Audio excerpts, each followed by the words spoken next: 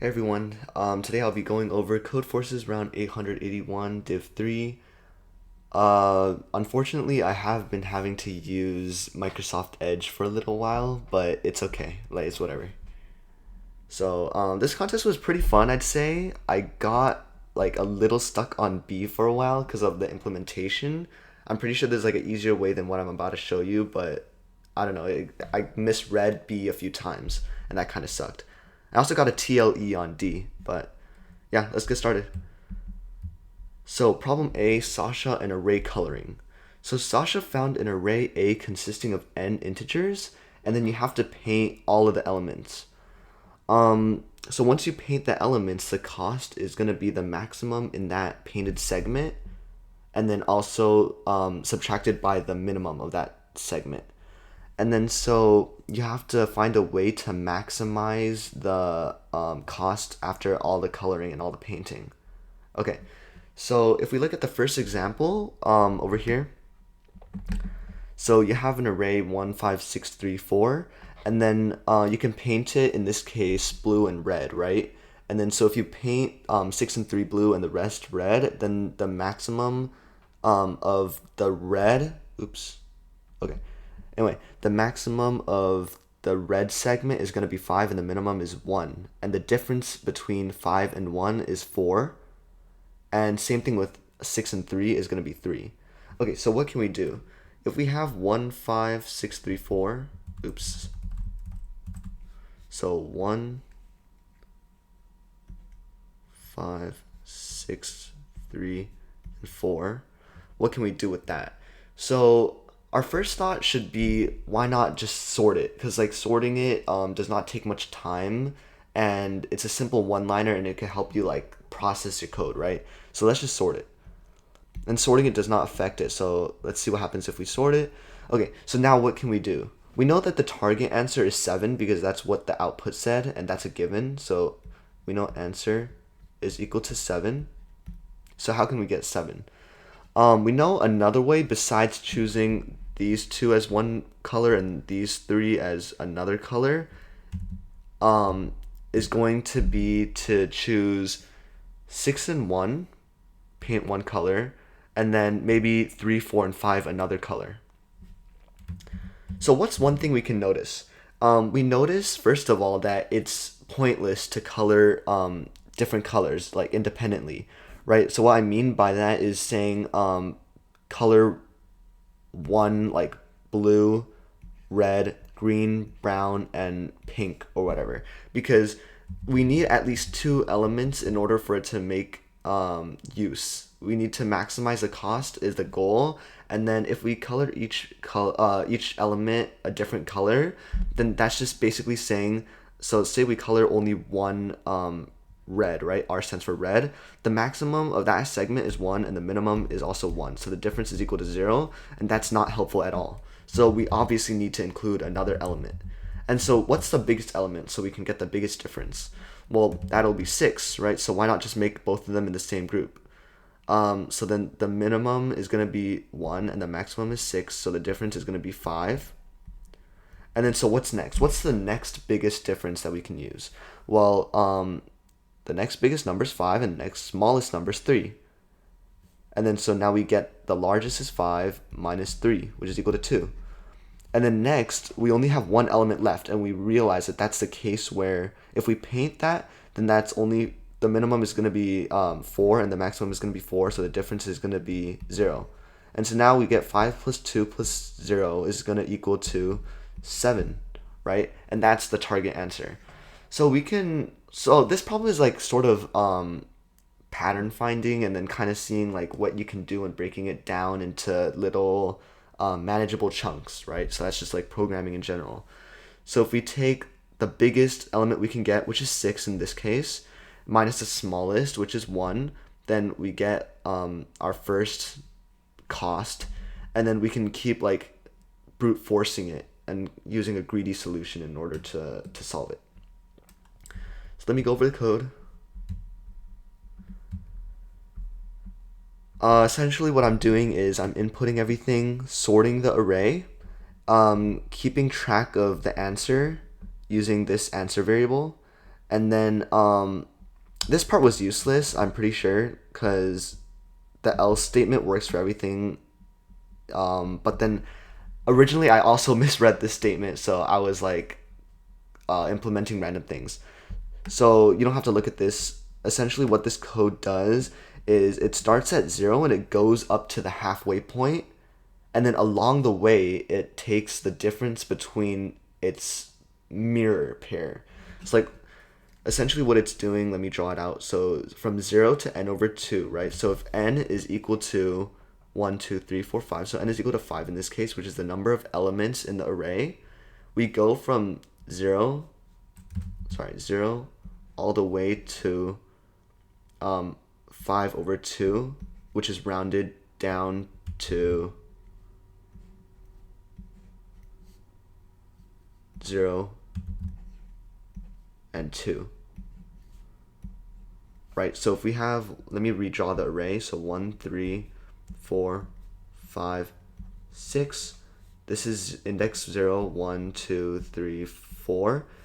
What this for loop does in my code is it starts at 0, goes all the way till index 2 over here. And it doesn't matter if we include the middle element. I just set it to that because if the array was even, obviously we'll have to include the halfway point. Because if it's even, like if we have like one more element, unknown, we'll have to include everything up to here anyway. So why not just do that? But for the odd case, and well, I guess all the cases, so we have to go from 0 to 2, and then we pair up this element with its mirror image, this element with its mirror image, and then we just calculate the sum and add it on to the variable answer. Okay, hopefully that made sense. If not, if you guys have any questions about anything, just feel free to ask me in the comment section. I'll definitely respond to all of them. So moving on to question B. This one I did not like at all because like the implementation was tricky, but I'll still go over it. So Alex was brought an array A of length n, and he can apply as many operations as he wants. That's the first like part I misread. Like I just thought it was one operation. So he can choose any L and R and then multiply it by -1, right? And then so he wants to find out the maximum sum of the numbers that he can make and also the minimum number of moves it'll take to make them. So what can we do with this? We know that if he can choose, or if he can do any number of operations, and then in those operations he multiplies that segment by -1, he's essentially reversing all the negative numbers that he can. For example, let me look over the first test case given. So that's over here, 6, and then -1, 7, -4, -2. So let me delete that. -1, -7, -4, -2, 5, and -8. Okay. So the problem statement is saying that he can choose any L, so any L, and then any R. Oh, what's going on? And then any R. Sorry about that.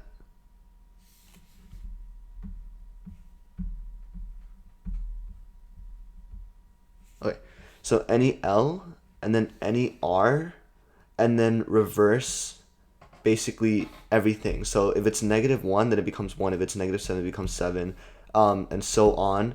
And then if it's 5, so if it's +5, then it becomes -5. And our goal is to maximize the sum of all of these numbers after doing the operations. So as we can see, it's pretty much not optimal to do anything on positive numbers because the only operations we can do is reversing, and if we have a positive number, then why would we even reverse a positive number to a negative number if it's like counterintuitive? So we should always avoid positive numbers. And then so after realizing this, and we can do any amount of operations, then we can say, why not just like choose the longest subsegments of negative numbers, right? So if we have this subsegment of negative numbers, then this is one move, and then we know there's a positive number here, which is counterintuitive, so we should avoid it. And then our next subsegment we can choose is -8 over here. And that's our second move. So in total, we make 2 moves. So that's going to be our second answer.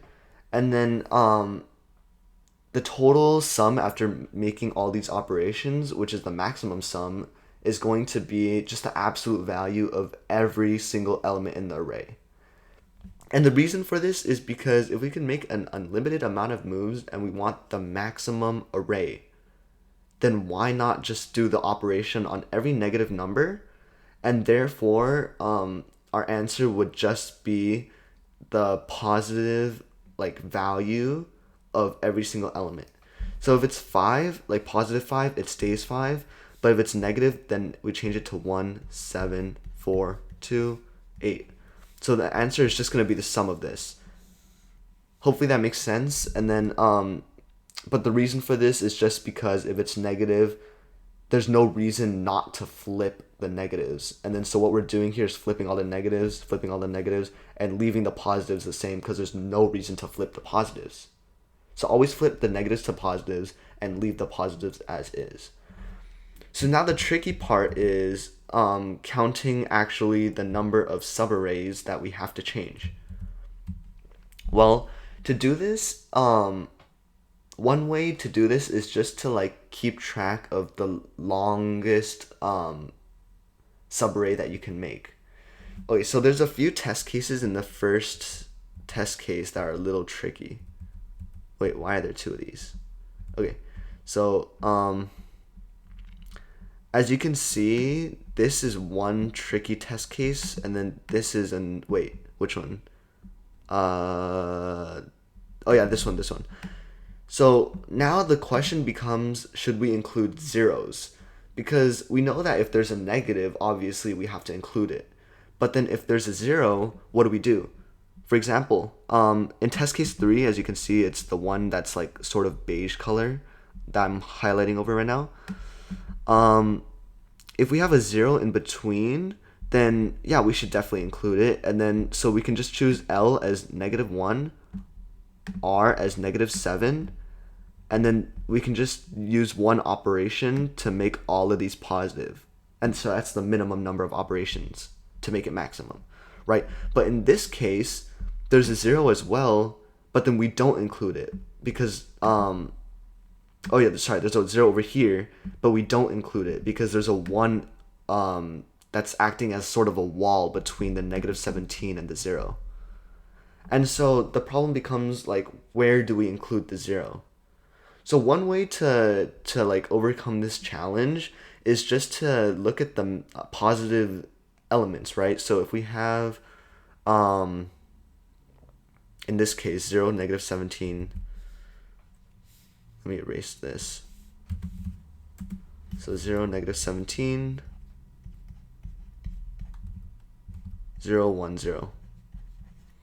Well, we can look at the positive elements. So this is the positive element. This is the only one. And then every single time, I'll just make up my own test case now. Every single time there's another positive element, it's over here as well, we can keep track of all the segments in between. So that's a segment in between the positives, in between the positives, in between the positives. So we have 3 segments in between positives. Because the positive is this, goes down, positive is this, it goes down, right? And then so if the sum of the segment between the positives is less than 0, then we know that it's worth it to look over it. But if it's greater than or equal to 0, then we know we're just wasting an operation to do practically nothing. So for example, now let's look at over here, right, where there's a 0. This is number 2 is a segment between 2 positive numbers.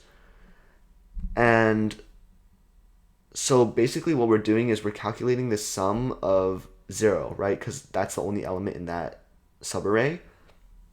And since the element is greater than or equal to 0, because it's equal to 0, because it is 0, and then so that satisfies the condition where if it's greater than or equal to 0, we just leave it alone. So let me write it out. So for each subarray that's between positive numbers.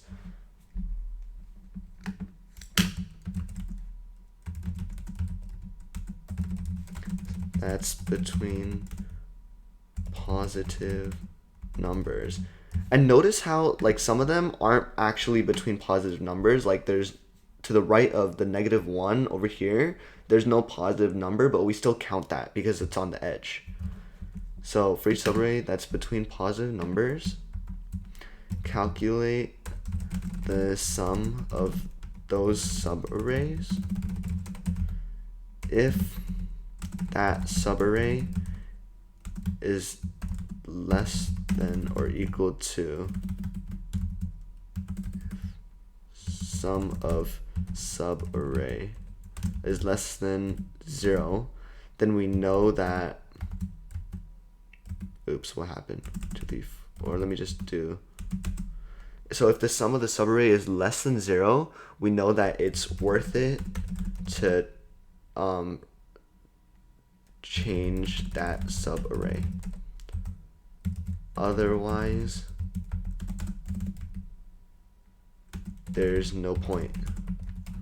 Because there's no point in wasting operations in order to like reverse a 0 or reverse a positive number, because that's just basically like the opposite of our goal.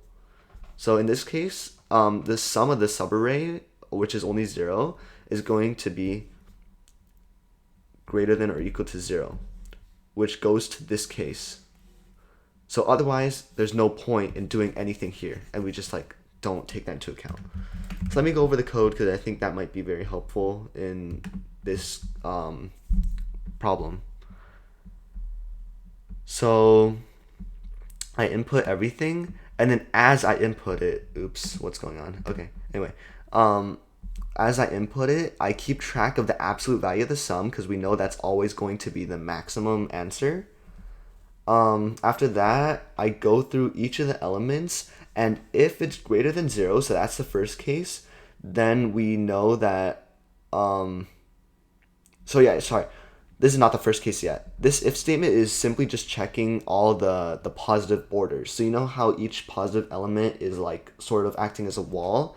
This is checking all the walls and then saying that if the current sum of the subarray, which is used as a variable cur, if it's less than 0, which this is finally the first case, then we know that we can add 1 to the answer, right? Because we can use one move to choose that subarray. And then otherwise, it's equal to 0. So we reset the current. And the current is just like keeping track of the current sum of the subarrays. And then otherwise, if it's not equal to, if it's less than or equal to 0, then we know that we can just like keep adding on to the a sub i's. So for example, let's run over the code. It's like, let's say if a sub I is greater than 0, so we're checking, let me clean this up a little bit.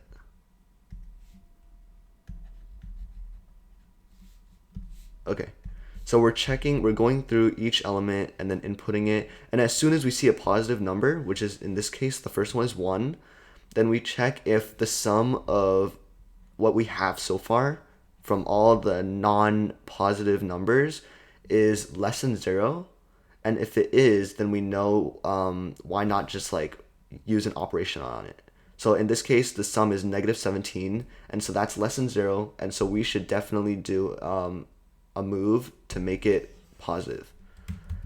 And if we ever get to a point where it's not, so like let's say a 0 here, because like the next positive number is 2 over here where the arrow is, we know that the sum of the previous subarray, which is simply just 0, so the sum is 0, is not worth it to change because that's just wasting a move. So yeah, we just keep repeating this until we get to the end, and then once we get to the end, we have to do it one more time because we don't want to go out of bounds, but then we still have to check if like the current is still less than 0, and if it is, then we add one last count. Again, if you have any questions, simply just feel free to comment. So going on to question C, I Bro, I feel like question C was literally the easiest in like the whole contest because it's just a simple one-liner, and then it's pretty easy to see the pattern. So it's like a good way to snipe a problem. If this would load, let me delete this real quick then. Codeforces may be down. If this takes too long, I might just like edit the video and then kind of snip this part because I don't want you guys to have to wait. Ah, there we go. Okay, cool. So yeah, so Vanya likes math, and then he has a tree that has the vertex at 1. I mean, sorry, the root at 1, and then for each number, he assigns 2 different children to each node. So a node is like this circle thing, and then he assigns 2 different children in order. So the next numbers are 2 and 3, and then from 2 he assigns 4 and 5, then 6, 7, 8, 9, 10, 11, and it starts like counting, right? So we get this sort of pattern. For every test case, you're given an integer n, and then using that n, Vanya constructs that little tree, right? And then our goal is to calculate the sum from the root all the way till n. So for example, if we use the second test case, which is n is equal to 10, we know that 10 is right here, right, where I'm circling, and the root is 1. Well, the sum would be the shortest path, or the only path, and then so we'd go to 2 from the root, then we go to 5, then we go to 10. So the answer would be 1 plus 2 plus 5 plus 10, because we need to get from the root, which is always 1, to n, which is 10 in that case. Okay, so what do we notice? Yeah, so it's pretty simple. We know that for every number, or for every node, its parent is going to be half of it, right? So if we have 12, half of 12 is 6, and then also rounded down. So if we have 13, then half of 13 is going to be 6.5, but then whenever we do rounding in coding, it's always rounded down. So 13 divided by 2 is 6.5, rounded down is 6. Okay, so that's the case for all of them, right? Even like up here, half of 2 is 1, half of 3 is 1, rounded down. So what can we do about this? So yeah, we can always just take the n and then continuously divide that current n by 2 and then add it to the sum. And the reason why that works is because half of 10 is 5, and then half of 5 is 2, half of 2 is 1, and then so we're continuously just having it, and then adding it on to the current sum array. Or sorry, sum variable. I'll just instantly show you the code because it's that intuitive. So you have n, and then you have the answer variable, and then so while n divided by 2 does not equal to 0, you just have to like constantly add the current n, right? So in this case, so while n does not equal to 0, so let's run n is equal to 10. Okay, so while 10 divided by 2 does not equal to 0, which is true because 10 divided by 2 is 5, and it definitely does not equal to 0, then we can add 10 to the answer. So right now, answer is equal to 10. So that's essentially just simulating moving up the tree. Okay, so now we have n is equal to 5 because we set it to so we set it to whatever it is divided by 2 each time. So now n is equal to 5, and now we take 5 over 2. So this is separate. So now we take 5 over 2, which is equal to 2 rounded down. So the floor division. If you don't know what that is, you should probably look it up. Since 2 does not equal to 0, then answer plus equals to 5. And then now we take n is equal to 2. And then so yeah, we continuously do that. And then that essentially simulates the tree building. And then the way I coded it, I think I sort of like messed up because when I ran my code, everything was the answer. So like everything was the expected output, but -1. So I was like, let me just add 1. I actually don't know like why I had to do this, but I'm sure it has something to do with like one-offs in like the while loop. So yeah, pretty simple. Moving on to question D. I'd say question D was like a very fun problem. It's another tree problem, but this one is like pretty fun. I got a TLE on test case 7, but then I fixed it pretty fast in like above 10 minutes. I mean, less than 15 minutes. So that's cool. So yeah, let me read the problem. So Timofey, I don't know if I'm pronouncing it right. He has an apple tree in his garden. They start explaining what a tree is. If you don't know what it is, you should definitely look that up. So it's young, and then you have 2 apples that will always grow on the tree. So after the apples grow, he starts shaking the apple tree until they fall. And then, so you have the tree. And then so he also has Q assumptions in where the vertices will grow. And then so he assumes that one apple will grow on X and then another will go on node Y. And then he wants to find out the number of pairs in where the apples can fall. So this problem is like a bit of combinatorics and a bit of like tree problem. So it's pretty fun. So the Q is essentially the number of queries, and then you're given 2 different nodes from where the apple can fall. So let's write down the first test case, because it always helps to draw test cases. So you're given, these are the edges, and this is the number of nodes. So as you can see, there are 5 nodes. 1 connects to 2, 3 connects to 4. Alright, so I think it's a little bit like this. Oops. There you go. Okay, so now we have 1, which connects to 2. 2 connects to 3, 3 connects to 4, 3 connects to 5. 2 connects to 3, 3 connects to 4, 3 also connects to 5. Let me draw this edge a bit longer.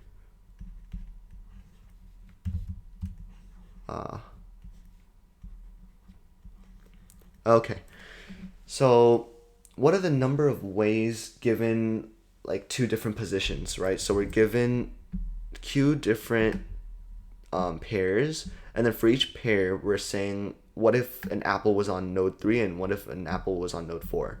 Oh, I think I forgot to read this part. So it's saying that there's the apples here, and then once he shakes the tree, the apples go down to its child if it has a child, and if it doesn't, then it falls off the tree.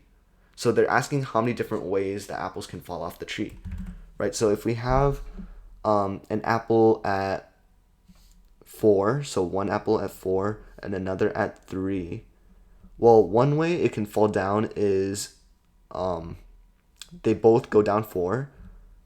So 3 goes down, so they both go down 4. Another way is that this apple goes down 4, but then the apple at node 3 takes this route, right? And then so that's a different way it goes down. So yeah, so the apples travel down if it has children. So if it starts at 1, it goes to 2, then 3, then 5, or then 4, or whatever. It goes down to any of its children, and you have to count the number of ways it can fall off. So if it's at any of the leaf nodes, so they're called leaf nodes because they're at the bottom of the tree. So if the apple's at any of the leaf nodes, so like 4 and 5, then they'll fall off. And then it's counting the number of ways the 2 apples can fall off. So yeah, let's run one of the test cases. So say we have 5 and 1. I think I already ran 3 and 4 for you guys just now. I forgot what I ran, but let's run 5 and 1. So if we have 5, so the apple here and 1 apple here, what are the different ways that it can fall? We know that one of the apples, so the apple at node 5 must always go down at node 5. There's no other way that the apple can fall off, right? Has to be from down here. Because it can't go up. Apples can never go up, then take a different path. Oops, why is it always doing this? So yeah, apples can never go up to 3, then down at 4. It must always go down. But for 1, we know that it could take 2 different paths. Once it gets to 3, it could either go down to 4 or it could go down to 5. So there's 2 different options for apple 1. And then so based on the fundamental counting principle, we know that the number of ways that the apples can go down is going to be 2 times 1. 2 because there's 2 ways for a node, or for the apple at node 1 to go down, either 4 or 5. And 1 because there's only one way for apple 5 to go down, which is right here. So essentially what we're doing is we're going to be like keeping a query of the number of ways for each apple to go down. And then for each query, like for each actual query, we just take, so let's name query, like an array query, right, of n. And then so essentially what query of I is going to be the number of ways to drop the apple from node I. So query of I is the number of ways for an apple to fall off from node I. So essentially query of 1 would be 2, query of 2 would be 2, query of 3 would be 2, because there's 2 ways for an apple at node 1 to fall, either down here or down here. There's 2 ways for an apple at node 2 to fall, down here or down here. But there's only one way and one way for an apple to fall off 4 and 5. Only down here and only down here. If we expand it a little more, so let's say we have another edge going to another node, like node 6, for example, then 1 would be 3. We'd take away 2 and then have 3. Because now there's 3 different ways. Only over here, over here, over here. Let me delete that because that's not the test case. Okay, so now we know we can keep track of an array called query and then multiply the actual given queries A and B. So the answer would just be query of A, or sorry, I think they name it query of X times query of Y because of the fundamental counting principle. So how do we do this though? Because it seems like a big project. Well, one way I did it was that, first of all, I just went down the tree and then kept track of the parents. So this is one strategy that I used. First, let me remove this. Okay, so before even inputting the queries, I essentially just went down using depth first search, or DFS. So went down the nodes, and then along the way I kept track of the parent. So I used an array called pair. So pair of I is the parent of node I. So pair of 2 is going to be 1 because the parent of node 2 is 1. Parent of 4 is 3. But then 1 has no parent, so I just set it to -1, just like arbitrarily. So after this, now that we know the parent of all the nodes, what I did was you can do a DFS, another DFS, so like a separate one, a separate function.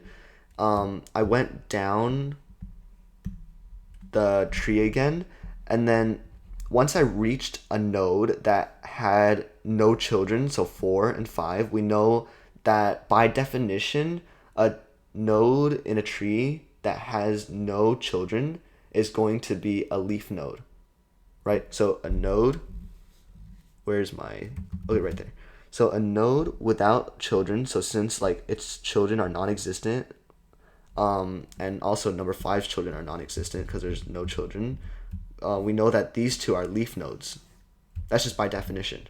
So once we reach a leaf node, we can travel up again.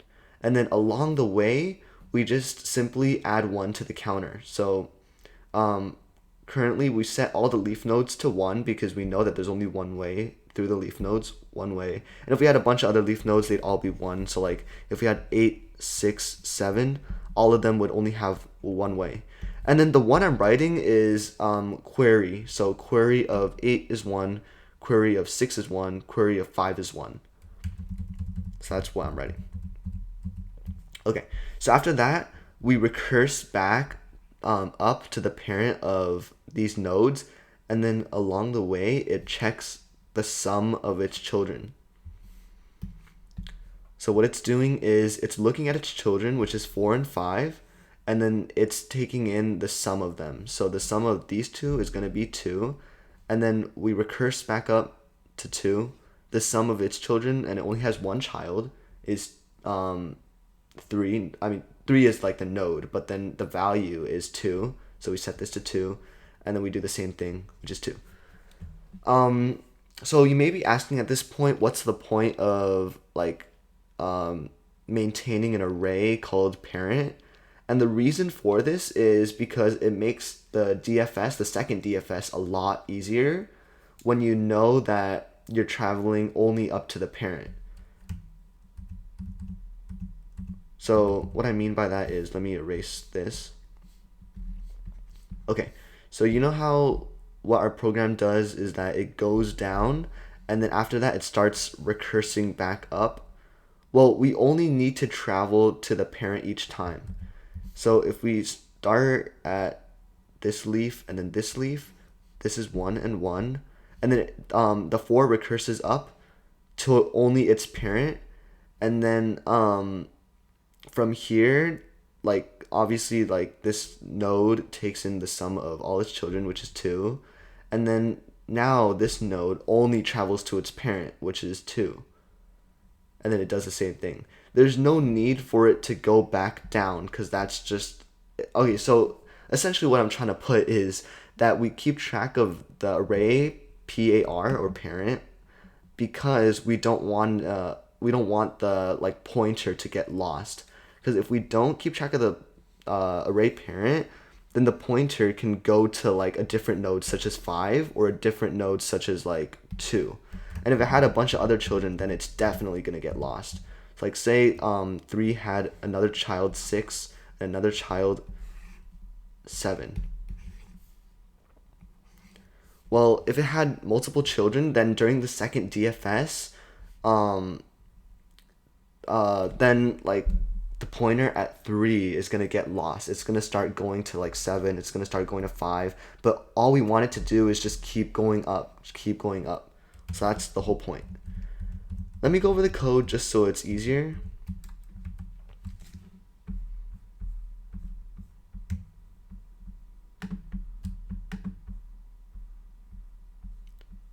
So what I did was I first created a constant long called max n, and that's just because it's a global variable, and then the n is not known at this point in time. Let's start at the main function. So I input the n, and then I have to like set all of these arrays to 0 and then clear everything because each test case is a new test case, and I don't want any unwanted numbers in my array. So this is essentially garbage cleaning. It's just like resetting all of the variables, right? So now we have the 2 nodes that are connected by edge. I input them, and then I connect them using an adjacency list. You should look that up if you're not too sure what it is. And then first I do DFS1 on node 1, and then its parent. So what DFS1 is the parent calculator. So it starts at 1 and -1. And then, so U is the current node that we're at, and P is its parent. And then if we visited before, then we can return it. And then otherwise we set it to visited, set the parent of the current node to its parent, and then we DFS on its children. And then like the second argument is going to be the current node, because it's essentially saying that, so we're DFSing on 1 at first, and then we're saying that it's 1, so the arguments are 1 and -1, which is saying that the parent of 1 is, parent of 1 is equal to -1. Then we DFS, go to node 2, and then now we're saying that the parent of 2 is equal to 1, because we're like going down, and then each time it goes down, we're setting the current node to the new parent. So the current node is 1, and so now the new parent is 1. The current node is 2, so now the new parent is 2, and so on. So that's what the first DFS is doing. After that, so now we're over here. We need to memset. So memset is basically setting the memory of these arrays, and so I'm just essentially clearing the visit array to 0. I'm DFSing on 1, so now I'm using the second function, DFS2. So I'm DFSing on 1, and so this is the time where we create the array called query, and which is basically saying how many different ways can we count it? How many different ways can we go down and drop the apple? So same thing, if we visited that node, then we can return it. And then this is a special technique I learned pretty recently. What it's doing is that it's going down the tree using DFS first, and then after, because since it's like sort of recursion, it's calling itself, it's going down the tree, and then once it reaches the bottom and it can't go down anymore, then we start doing the operations. So what it's doing is, let me erase this.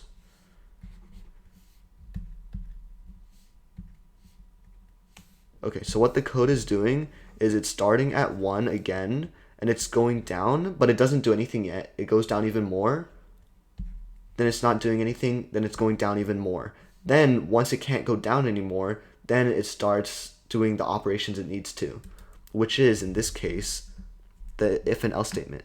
So if it has only one node that it's connected to, so if that node only has one other node that it's connected to, and the node that we're talking about right now is not 1, then we can set it to 1. So this if statement is saying essentially if this node that we're on right now is a leaf. Because the reason why is leaf nodes are only connected to one other node, and we're not counting leaf node as a parent node. So as you can see that let me go down each node and then calculate how many nodes it's connected to. So 1 is connected to 1 node, 2 is connected to 2 nodes, 1 and 3, 3 is connected to 3 nodes, and 4 and 5 both are only connected to 1 node, which is 3. So as we can see that the only nodes with 1 are the root node, 4, which is a leaf, and 5, which is a leaf. So that's going to be the case for all trees and all leaf nodes. Only leaf nodes and sometimes roots, then those are going to be the only nodes that are only connected to one other node.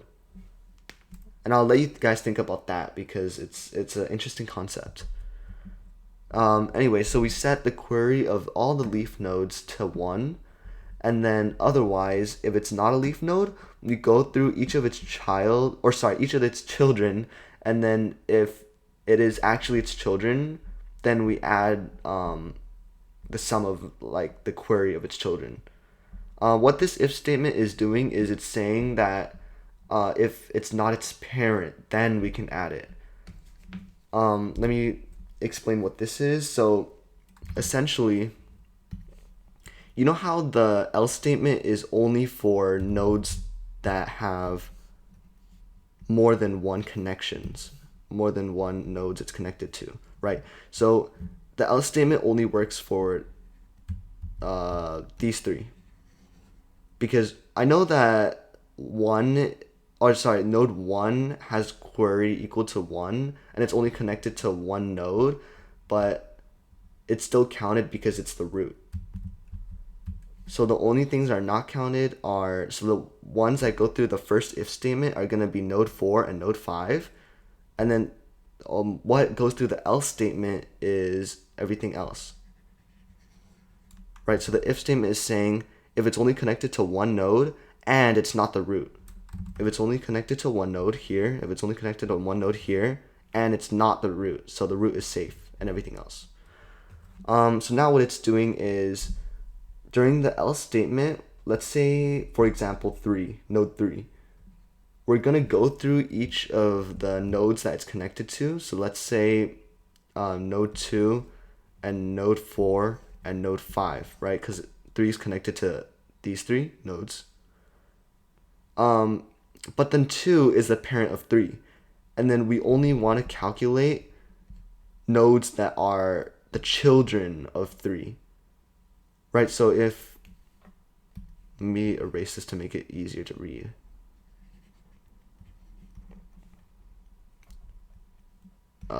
There we go. One here.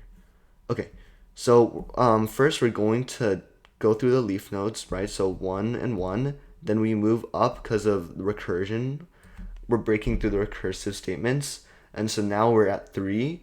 There's 3 different possibilities. There's 3 different nodes that node 3 is connected to, which is 2, 5, and 4. But 2 is the parent of 3. And so therefore we discount 2. And we only look at the children of 3. Then we take the sum of the queries, which is 1 and 1. And then we add it to 3. So 3 is now equal to 2. And then we do the same thing. So now we move up to 2.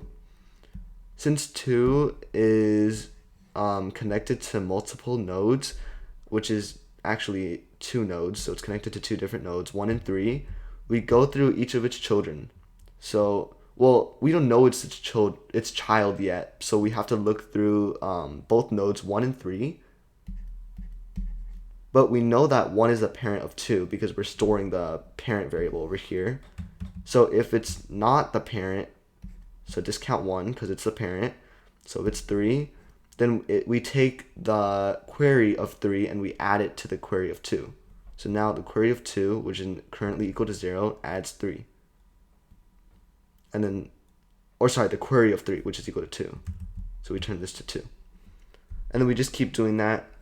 Yeah, and then after that, it's the easy part. So now we're here. We input Q, which is the number of queries, and then for each query, we input X and Y. Then based on the fundamental counting principle again, we can just simply output the number of ways we can go down from node X times the number of ways we can go down from node Y, which is all that the query array is, the number of ways we can go down from node X and the number of ways we can go down from node Y. Okay, that was a really tough problem. So if you guys have any questions about that problem or any problem else that I explained, feel free to ask me. Like, I will definitely respond. And yeah, so thanks for watching. And if you enjoyed, please like the video. Thanks.